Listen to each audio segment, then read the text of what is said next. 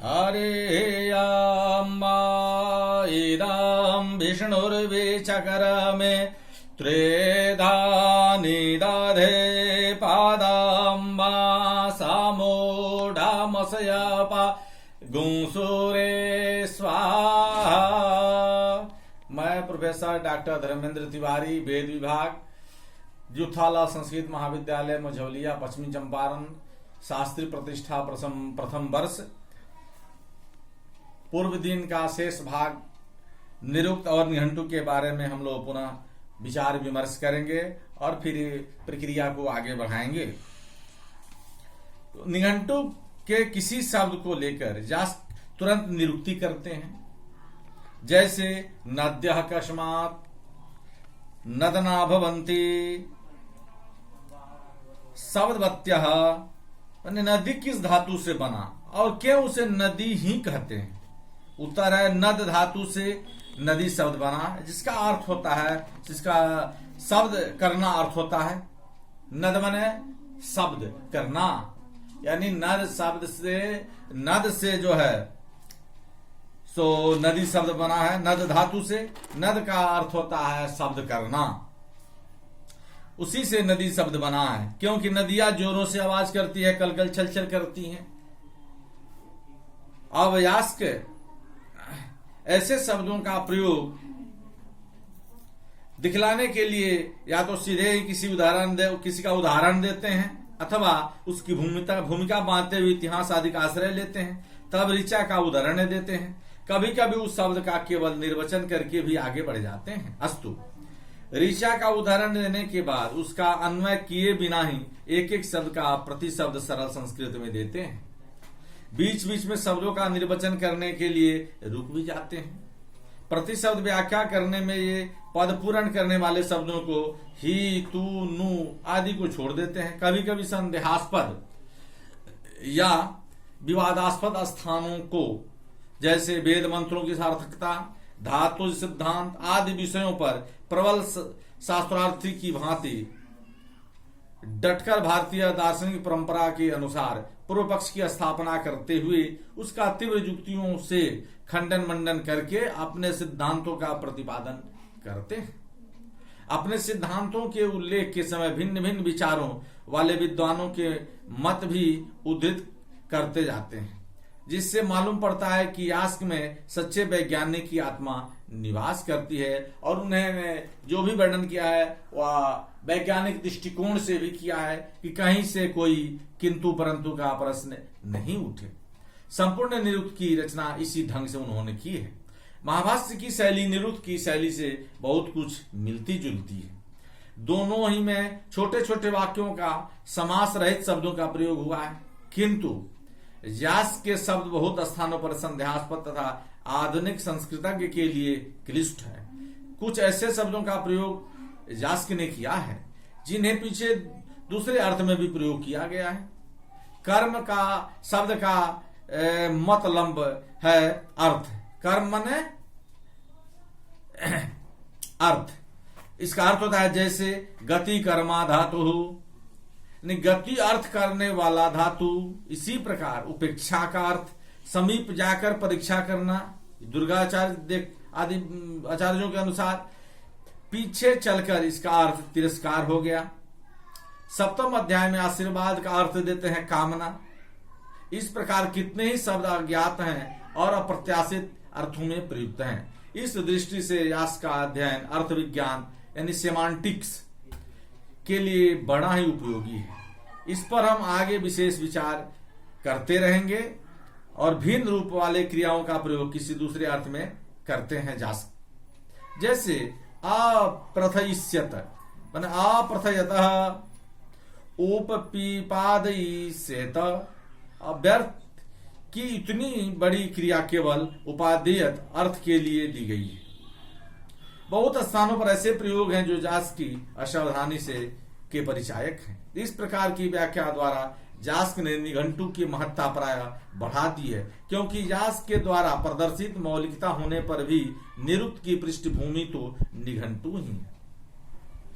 इस स्थान पर इन दोनों ऐतिहासिक पक्ष का विश्लेषण करना पड़ता है। निघंटुक अनेक हैं। प्रत्येक में वैदिक शब्दों का कोष था जो संकलन करने वाले की इच्छा के अनुसार अपने विशेषता के लिए हुआ था। वर्तमान निघंटुक के अलावे यास्क ने स्वयं एक अन्य निघंटुक का संकेत किया है। यास्क के एक 20 के उदाहरण से सिद्ध होता है कि निघंटुक व्यक्तिवाचक शब्द नहीं किंतु जातिवाचक है। वे कहते हैं कि जिसमें निम्नलिखित 4 बातें हो वही निघंटुक है। भाई 4 बातें कौन कौन सी है? तो समानार्थक धातुओं का संग्रह, एतावन्तः समा कर्मणो धातवः, एक ही अर्थ वाले भिन्न शब्दों का संग्रह, एतावन्ति अस्या सत्वस्य नामधेयानि, कई अर्थों वाले शब्दों का संग्रह, एतावत्तामर्थानाम ईदम अभिधानम, और चौथा में है कि देवताओं के प्रधान और गौण नामों का संग्रह, नैघंटुकमिदं देवतानाम प्राधान्ये नैदम तदन्ये दैवते मंत्री निपति निघंटुकम तत्।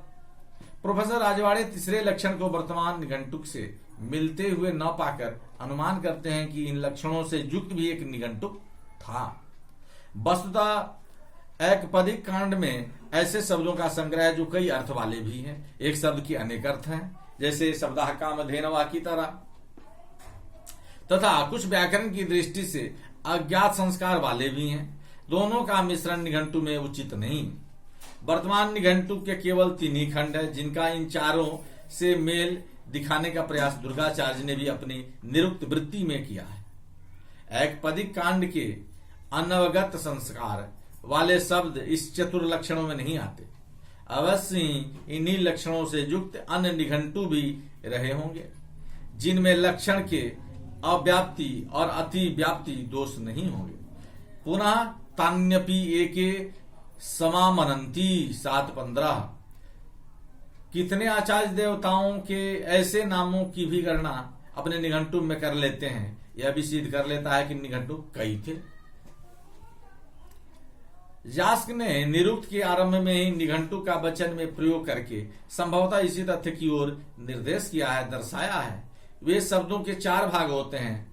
नामाख्यातोपसर्गानाम निपातः, माने नाम, आख्यात, उपसर्ग और निपात शब्द के 4 भाग होते हैं। इनके अनुसार वर्तमान निघंटु में केवल नाम और आख्यात ही हैं। तो क्या उपसर्ग और निपातों का संग्रह रखने वाला भी निघंटुक था? आचार्य भगवत दत्त ने भी कई प्रमाणों से सिद्ध किया है कि निघंटुक अनेक हैं।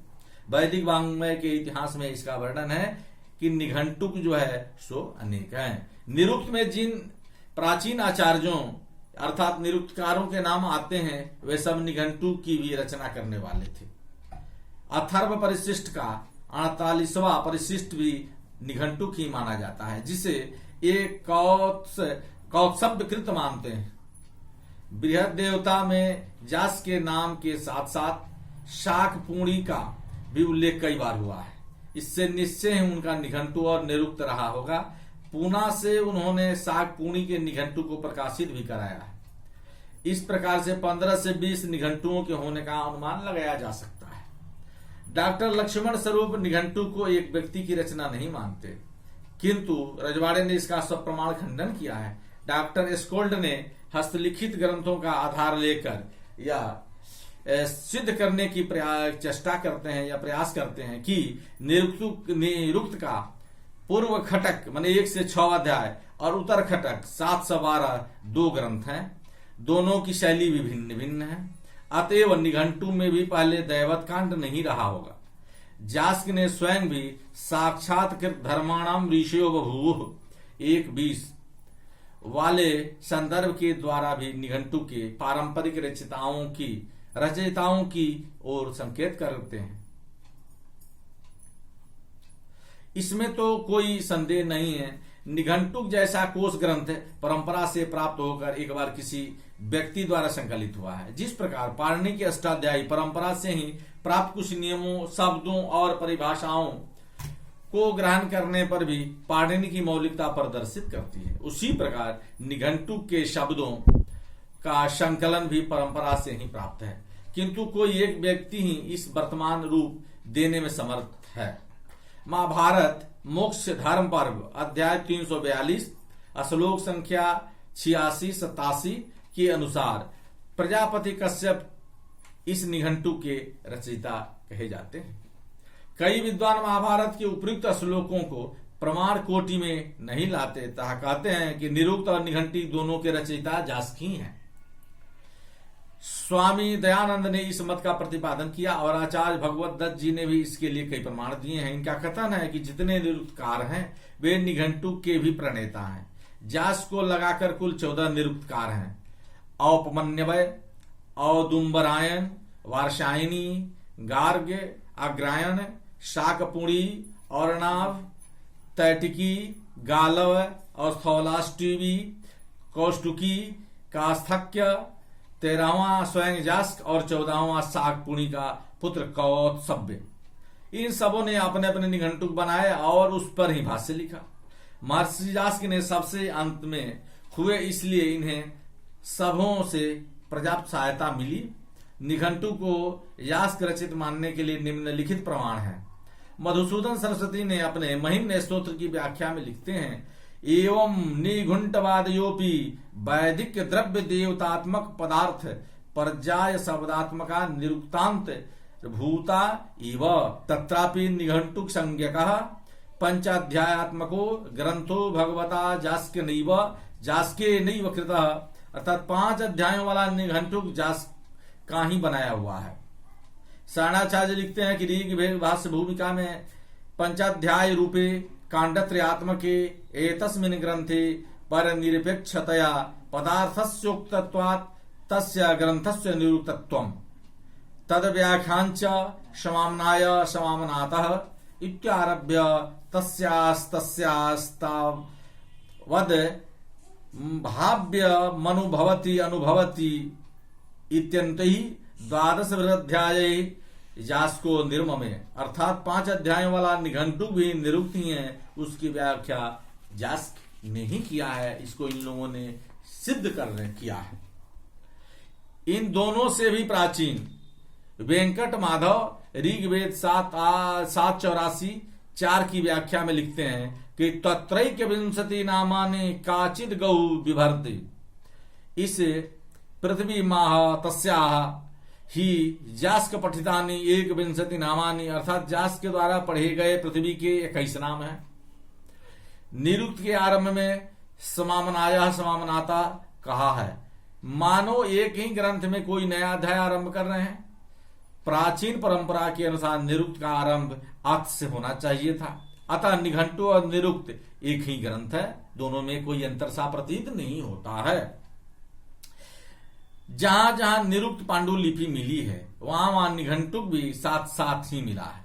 इसके अलावे स्कंद महेश्वर, दुर्ग आदि निरुक्त के टीकाकार निरुक्त के प्रथम अध्याय को 6ठ अध्याय मानकर व्याख्या करते हैं। इन तर्कों से निघंटुक तथा निरुक्त एक ही ग्रंथ तथा यास्क प्रणीत मालूम पड़ते हैं, यह स्पष्ट हो जाता है।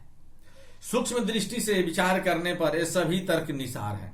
आचार्य सायन का कहना है कि निघंटुक भी निरुक्त ही है, क्योंकि वेदांग दोनों मिलकर ही हैं, परंतु वे केवल यही कहते हैं कि जास्क ने उसका भाष्य 12 अध्यायों में किया है। निघंटु को जास्कृत तो नहीं कहते, भाष्य मूल के बिना व्यर्थ है, अतएव दोनों का साथ मिलना अयुक्त नहीं। निघंटु को निरुक्त का अंग मानने के कारण भले जास्क परिणित हो या न हो, टीकाकारों ने अध्यायों को बढ़ाकर लिखा है। अत से आरंभ न होना दूसरे कारण से, जिसका विचार बाद में हम लोग करेंगे। वेंकट माधव का मूल अर्थ है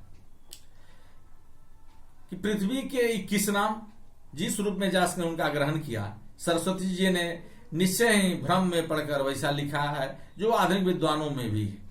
यही कारण है कि आधुनिक विद्वान प्रोफेसर रॉथ, कर्मराकर, स्वरूप आदि तथा प्राचीन टीकाकार स्कंद महेश्वर, दुर्ग, निघंटु को भी अज्ञात नामा ऋषि की रचना मानते हैं। दुर्ग ने तो स्पष्ट कर दिया है भाष्य के 1:20 में कि तस्यैषा साच पुनरियम ताइमम ग्रंथम गवादिदेव पत्न्यंतम समामनातवन्तः, अर्थात निघंटु का संग्रह श्रुतर्षियों ने किया है। श्रुतर्षियों ने वैदिक ऋषियों ने निरुक्त का निर्माण किया है। संग्रह किया है। अतएव उपयुक्त विवेचन से निष्कर्ष निकलता है कि ऋषि ने परंपरा प्राप्त शब्दों का संस्करण किया, जो वर्तमान निघंटु के रूप में निघंटु एक जातिवाचक शब्द है। ऐसे ही निघंटु थे जिन पर भाष्य लिखे गए होंगे, किंतु यास्क ने सामने एक ही निघंटु था जिस पर दूसरों के भी भाष्य हों। उनकी अशुद्धियां देखकर उन्होंने अपना अभिनव निरुक्त लिखा, जो आज हमें मिला है, और यह जो है सो निघंटु के नाम से प्रसिद्ध माना जाता है। निरुक्त का आरंभ यास्क ने समामनाय समामनात् से किया है। समामनाय का साधारण अर्थ होता है संग्रह, इकट्ठा करना, जुटाना। पतंजलि अपने महाभाष्य में अयुण आदि 14 महेश्वर सूत्रों को अक्षरमामनाय मानते हैं। वैदिक संहिताओं को आमनाय मानते हैं। इस प्रकार सम उपसर्ग के प्रयोग से अर्थ होता है। वैदिक संहिताओं या साहित्य से में किया गया संग्रह, चाहे वह अक्षरों का हो या शब्दों का हो, यही काव्य निघंटु और निरुक्त की अविच्छिन्नता का द्योतक है। किंतु इससे हम यह निष्कर्ष नहीं निकाल सकते कि दोनों यास्क के ही बनाए हैं, क्योंकि आगे यास्क कहते हैं इमं समामनायम निघंटवः आचक्षते, अर्थात इस समामनाय को लोग निघंटु कहकर पुकारते हैं। इससे पता चलता है कि निघंटु उस समय तक प्रचलित शब्द था। निघंटु का व्युत्पत्ति जनित अर्थ है अर्थ का द्योतक, अर्थ को बताने वाला, अर्थ को प्रकाशित करने वाला, अर्थ को देने वाला। वेदों से चुनकर जमा किया हुआ या एक साथ कहा गया शब्द ही जो है सो निरुक्त है। निघंटु का आंतरिक रूप से रूपरेखा बतलाकर यास्क इसकी बाह्य रूपरेखा अध्याय के अंत में 1:20 में देते हैं। यह लक्षण तर्कशास्त्र की कसौटी पर कसा जाने लायक नहीं है, किंतु निघंटु के विभागों का वर्णन इसमें अत्यंत स्पष्टता से किया गया है। निघंटु के 5 विभाग होना चाहिए। एक समानार्थक धातुओं का संग्रह, दूसरा एक ही अर्थ वाले भिन्न भिन्न शब्दों का संग्रह, तीसरे का कई अर्थों वाले शब्दों का संग्रह, देवताओं के मुख्य नामों का संग्रह, तथा 5वां है कि देवताओं के गौण नामों का संग्रह। जिनमें केवल देवताओं के मुख्य नामों का संग्रह हो उसे दैवत कहते हैं। इसके बाद पद भेदों का वर्णन के बारे में हम लोग विचार करेंगे। इसके 4 प्रकार के पद होते हैं, नाम, आख्यात, उपसर्ग और निपात। इन्हीं चारों भेदों को वैयाकरणों ने भी स्वीकारा है। महाभाष्यकार ने इसका व्याख्या किया है, भाष्य किया है। भले ही पद के नाम पर पाणिनि ने 2 ही भेद सुबंत और तिङंत माने हैं। निरुक्त के वाक्यों से मालूम पड़ता है कि ये भेद यास्क के समय काफी प्रचलित थे। नाम और आख्यात के लक्षणों में यास्क ने क्रमशः सत्व और भाव की चर्चा की है। दोनों शब्दों की उत्पत्ति समानार्थक धातुओं आस और भू से हुई है। अतः यह दिखाने की चेष्टा हुई है कि नाम और आख्यात में मौलिक अंतर नहीं है, केवल अवस्था माने डिग्री का अंतर है दोनों में। जब तक क्रिया का क्रम चल रहा है तब तक उसे भाव ही कहते हैं, किंतु पूर्ण हो जाने पर क्रिया सत्व नाम से पुकारी जाती है। पढ़ने का काम होते समय तो हम पठती कहते हैं। जब आदमी पढ़ता है तो उस समय हम कहते हैं पठती, माने पढ़ते हैं, किंतु काम के अंत में पाठ नाम रखते हैं। पाणिनि के व्याकरण में क्रिया का दोनों अवस्थाओं को भाव कहते हैं, जिससे स्वतः 2 भेद हो जाते हैं। एक साध्यावस्थापन्न भाव जिसे निरुक्तकार भाव कहते हैं, तथा सिद्धावस्थापन्न भाव जिसे निरुक्तकार सत्व कहते हैं। 2 चीजें हो गई, कौन कौन? भाव और सत्व। तो साहित्य शास्त्र में केवल अंतिम अवस्था को ही भाव कहते हैं। भाव अंतिम विकार। यास्क के अनुसार आख्यात और नाम के उदाहरण क्रमशः गच्छति और गति है। सत्व का वास्तविक अर्थ है द्रव्य और गुणों का आश्रय होता है, जिससे दूसरे गुणों का प्रादुर्भाव होने पर भी तत्व का विघात न हो। पतंजलि के 5.1.119 में है इसका वर्णन किया गया है। दूसरे शब्दों में वस्तु मात्र के बोधक द्रव्य हैं। नाम पदों में इसी द्रव्य का प्राधान्य रहता है, जैसे घटः पटः धनम। यद्यपि इनमें भी क्रिया रहती है, किंतु वह आख्यात पदों के समान अभूत नहीं रहती। क्रिया का गौण भाव उसे मूर्त कर देता है। यही कारण है कि नाम पदों में स्थित द्रव्य का प्रत्यक्ष हो सकता है। द्रव्यों के बोधक मूल शब्द प्रातिपदिक होते हैं, जिनमें सुप विभक्तियां लगती हैं। ये विभक्तियां कृदंत शब्दों में भी लगती हैं, जैसे पठितव्यम, पाठकः। इसलिए पतंजलि ने कहा है कि कृत प्रत्ययों के अभिहित भाव यानी क्रिया को भी द्रव्य के ही सदृश माना जाता है। इस उक्ति का मूल स्रोत बृहद्देवता 1:45 है। निष्कर्षतः सभी शब्द तो आख्यातज ही हैं, आख्यात से ही लिए गए हैं, अतः सबों को कृदंत ही क्यों न माना जाए। किंतु कुछ प्रत्यक्ष वृत्ति वाले यानी अवगत संस्कार वाले जो पद हैं, कुछ अनवगत संस्कार वाले पद हैं, इन पर पिछले प्रकार के शब्दों को ही द्रव्य कहने की परंपरा है। जैसे परंपरा चली आ रही है, तो पहले प्रकार को कृदंत द्रव्यवत कहा गया है। यास के लिए वस्तुतः ऐसे विभाजन का कोई महत्व नहीं। यदि पुरुष द्रव्यवाचक है तो पाचक भी वैसा ही है। क्रिया की पूर्णतया या मूर्तता ही द्रव्य प्रधान नाम पद होने का हेतु है, कारण है।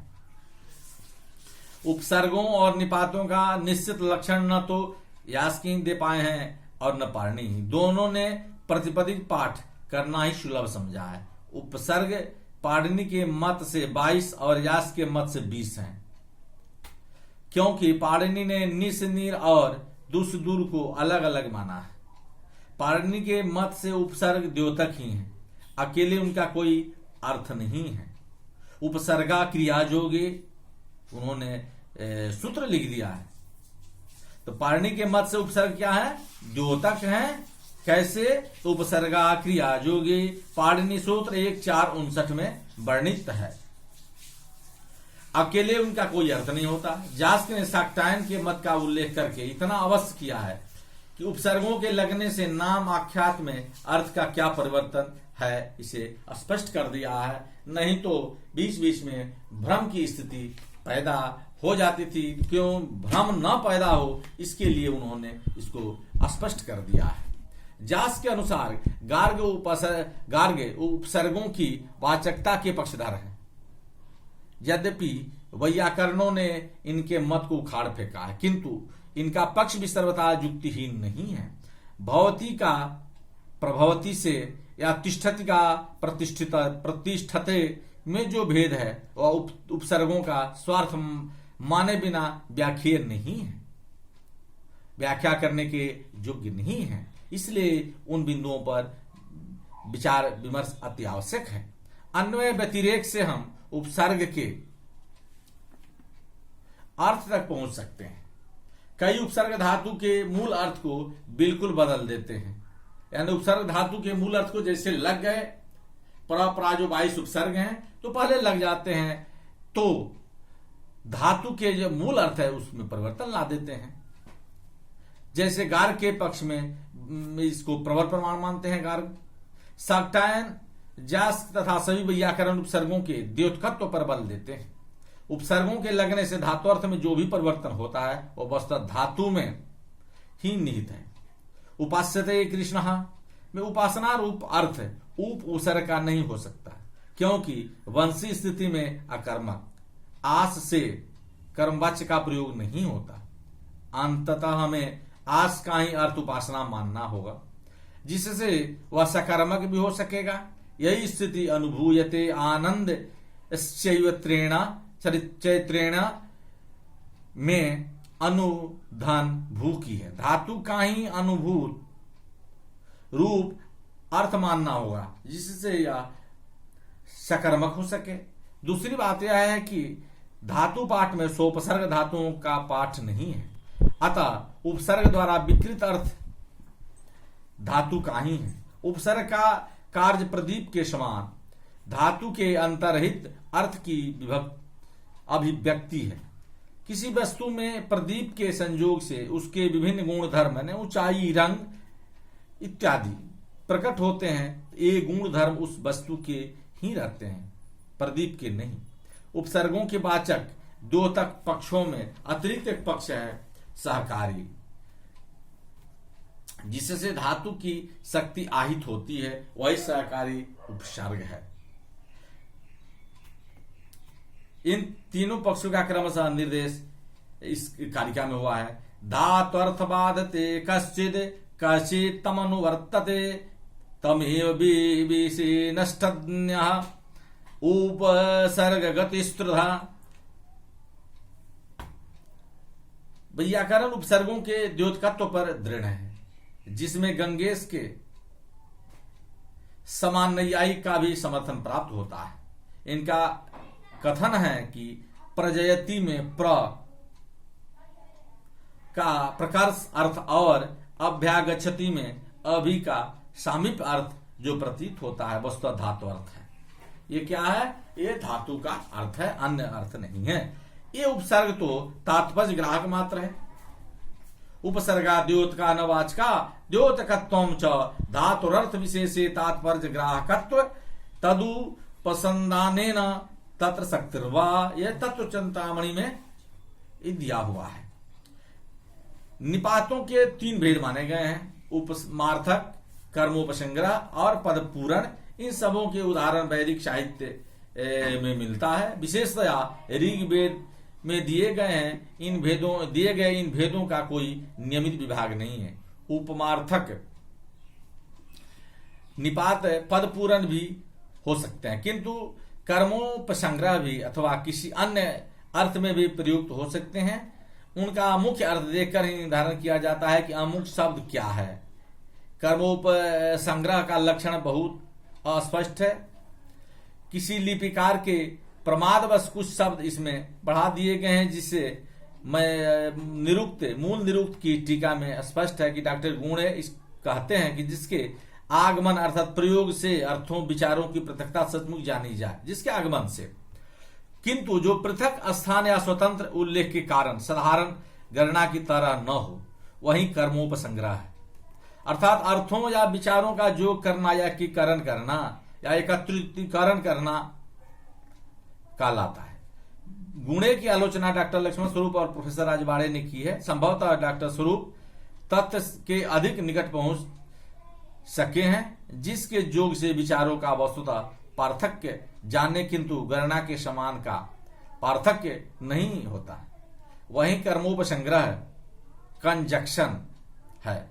जास्क ने कुछ 14 निपात गिनाए हैं और प्रत्येक की पुष्टि प्रयोग द्वारा की गई है। पदपूरण का अर्थ है निरर्थक शब्द जो छंद की पूर्ति के लिए आते हैं।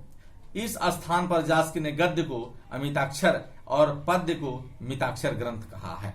गद्य में यदि पदपूरण के शब्द आए हों तो उन्हें वाक्य पूरण कहा जाता है। ब्राह्मण ग्रंथों में ये अधिकता से पाए जाते हैं। निपातों के विषय में पाणिनि के सूत्र हैं प्रागेश्वरान् निपातः चादयो सत्वे प्रादयः। उपसर्गों के समान ही भारतीय भाषा विज्ञान में निपातों के वाचकत्व और द्योतकत्व के विषय में प्रचुर विवाद है। उपसर्गों की द्योतकता को वैयाकरणों और न्यायिकों को भी मान्य है, किंतु निपातों के विषय में न्यायिक अपना मत बदलकर इन्हें वाचक मानते हैं। जगदीश ने शब्द शक्ति प्रकाशिका में सार्थक शब्दों के 3 भेद बतलाए हैं, प्रकृति, प्रत्यय तथा निपात। स्वयं जास्क भी इनका वाचकता के आधार पर उच्चावचनेष्वेर्थेषु निपतन्ति। पुनः विभिन्न अर्थों का निरूपण करना भी इसी का पोषक है। वैयाकरण इस विषय पर दृढ़ है कि समान कक्षा में होने के कारण उपसर्गों के समान निपात भी द्योतक मात्र है। द्रव्य का बोध न कराने वाला प्र, च इत्यादि सब निपात कहलाते हैं। उपसर्गों के द्योतकता के पक्ष में दी जाने वाली युक्तियां ही यहां भी दी जा सकती है। दोनों के में कोई अंतर नहीं है। न्यायिकों का तर्क है कि अनुभूयते, अलंक्रियते, नमस्करोति इत्यादि में धात्वर्थ में जो विशेष अर्थ आता है उसकी व्याख्या वाचकत्व पक्ष में ही है, किंतु वैयाकरण इन अर्थ विशेषों को धात्वर्थ ही मानकर तत्त निपातों का तात्पर्य ग्राह्य मानते हैं। यदि च का अर्थ संग्रह है तो अच्छा संग्रह के लिए हम शोभनस्य कहने लगते हैं। यदि च वाचक हो अतः निपात का द्योतकत्व पक्ष श्रेष्ठ है। न को भी निपात कहा जाता है। इसके 6 अर्थ कहे गए हैं। तत्सादृश्य अब्राह्मण, ब्राह्मण, सदृश माने दूसरा व्यक्ति, अभाव अपापम, तन्यत्व मन अनस्व मन अश्वभीन, तदल्पता मन अनुदरा कन्या मन अल्प उदरा वाली मैंने दूसरे गर्भ से जन्म लेने वाली, अप्रशस्त्य अपसवो व अन्य गो अश्वेभ्यो तथा विरोध अधर्म पुनः परजुदास तथा सज्ज के रूप में 2 निषेध माने गए हैं। इनका विवेचन अपेक्षित नहीं है। पद भेद के संबंध में जास्क एक विवाद उठाते हैं कि शब्द नित्य है या अनित्य। या मैंने जास के उठाते हैं कि भाई शब्द को आप क्या मानते हैं, नित्य मानते हैं क्या अनित्य मानते हैं, शब्दम नित्यत्वम या अनित्यत्वम, या केवल निरुक्त में ही नहीं व्याकरण न्याय तथा पूर्व मीमांसा ग्रंथों में भी प्रश्न आया है। किंतु इनमें से प्रत्येक अपने सिद्धांत पर अटल भिन्न भिन्न तर्क देने को तैयार रहते हैं। व्याकरण और मीमांसक शब्द को नित्य मानते हैं। निरुक्तकार औदुम्बरायण और नैयायिक शब्द को अनित्य मानते हैं। औदुम्बरायण का कहना है कि शब्दों को सत्ता केवल इंद्रियों तक ही है, अर्थात ये अस्थायी अनित्य है। किंतु ऐसा मानने पर पदों का भेद का प्रकृत प्रत्यय संयोग भी असिद्ध हो जाएगा, क्योंकि भिन्न भिन्न कालों में उत्पन्न अक्षरों का योग असंभव है। पतंजलि भी ऐसी ही युक्ति से कार्य शब्द की व्याख्या करते हैं। अपने महाभाष्य में कहते हैं कि शब्द अलग अलग ध्वनियों से ही बनता है। हम 2 ध्वनि एक साथ उत्पन्न नहीं कर सकते। गौ शब्द में गकार, औकार और विसर्ग उच्चारण भिन्न भिन्न कालों में होते हैं, एक काल में संभव नहीं है। इसलिए ध्वनियां निश्चित रूप से नासमान है, उनका प्रतिनिधि शब्द नहीं करता। यास्क कहते हैं कि शब्दों से ही वस्तुओं का नामकरण होता है, क्योंकि ये व्यापक हैं तथा वस्तु बोध कराने के लिए अन्य सभी साधनों की अपेक्षा सरलतर है। यदि हम वस्तुओं को दिखाकर या हाथ पैर के इशारे कर उन वस्तुओं का बोध करावें तो कठिनाई होगी, किंतु शब्दों के माध्यम से तुरंत उसका ज्ञान हो जाता है कि अमुक चीज का ये नाम है, अमुक चीज ये